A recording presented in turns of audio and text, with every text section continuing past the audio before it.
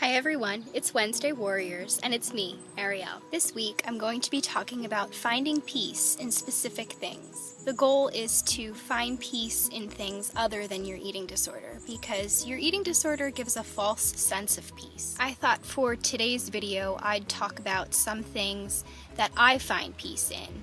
And even though they're personal for me, and they might not be about peace for everyone, they can give you some ideas, and they can make you start thinking.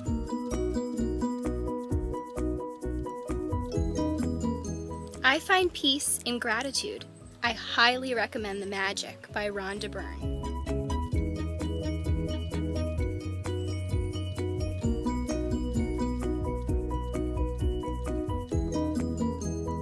Talks with good friends also bring me peace.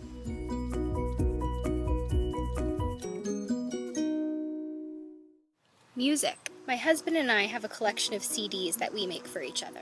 I purposefully choose songs that reflect how I feel.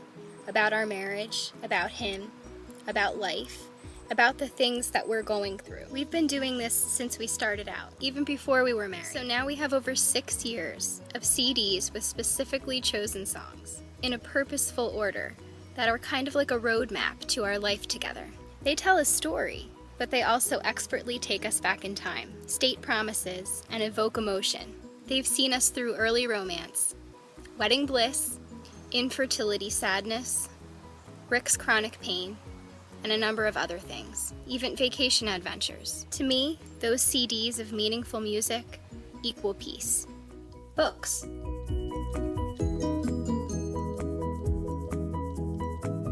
Some books are like an escape. Others are a learning experience, and others are just a treat.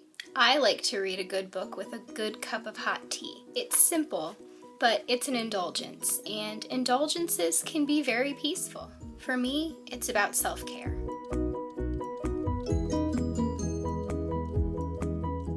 Coffee brings me peace. It sounds silly initially because coffee is meant to energize, and I certainly drink it in the mornings to help me wake up. But coffee is more than just caffeine to me. I drink coffee for its own sake. It's comfort. I drink coffee for the warmth, the feel, the taste. When I was really, really young, I always wished for a mug of coffee in my hands so that I could be like my mom and my great aunt, who I called Moogie. I was really, really close to her, and I'm really close to my mom. And I always wanted to drink coffee with them like a grown-up. Coffee for me is like that song that takes you back to another place and time, or that smell that you smell in the air and you get nostalgic because it reminds you of something important. Coffee has always been that way for me since I was probably as young as 7. Some people think macaroni and cheese or fried chicken or their mom's meatloaf is that homemade, homey comfort food, and it gives them that comfort feeling. But my comfort food is not really a food at all. It's coffee.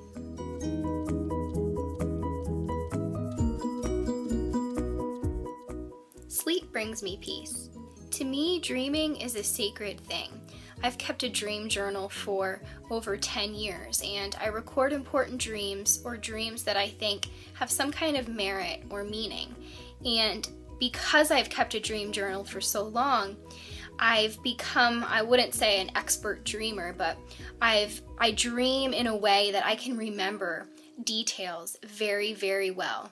And sometimes that means when I wake up in the morning, I've had 4 dreams that I can remember, or it means that I can recall very vivid details. And it's very precious to me because I feel like I'm getting messages from myself or from my deeper spirituality. And it's really good because sometimes it's like a cleanse, but sometimes it's like a teacher.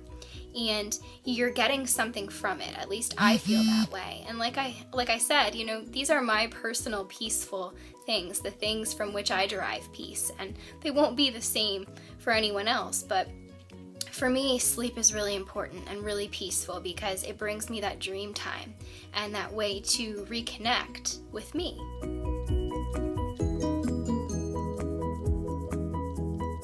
And writing brings me peace. It's always brought me peace.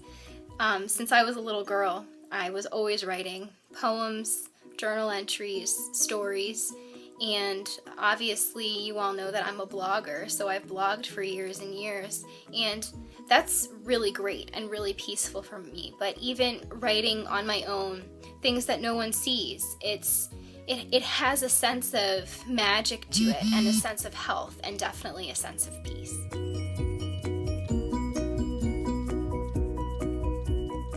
Art brings me peace. I've always done art, and I've let it go in the past several years simply because I haven't had any time, and art materials are extremely expensive, so that was another factor. But art has always made me feel more connected with me too, sort of in the same way that writing does. And even though I feel more connected to my writing than to my art, art has always been a great experience for me, and it really always did make me feel more peaceful.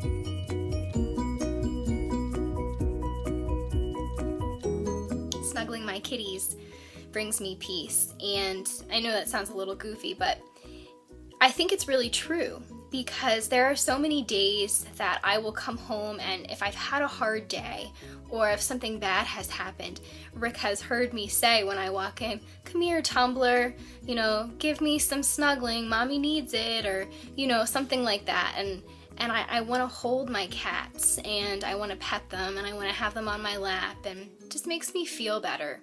And even though it's sort of selfish in a way, because I'm saying, "Come here and comfort me, and come here and make me feel better," they're usually more than willing to do it. And it is a give and take, because I'm loving them back and they're loving me. And it's special to me, because I get more peace from that sometimes than I would from the writing or from talking to a friend. It's very interesting how that works. But if you really listen, you do know just what you need on a particular day at a particular time. You just have to give yourself a chance to find the answer. Peace. I hope you have a wonderful week, everyone. I will see you next time.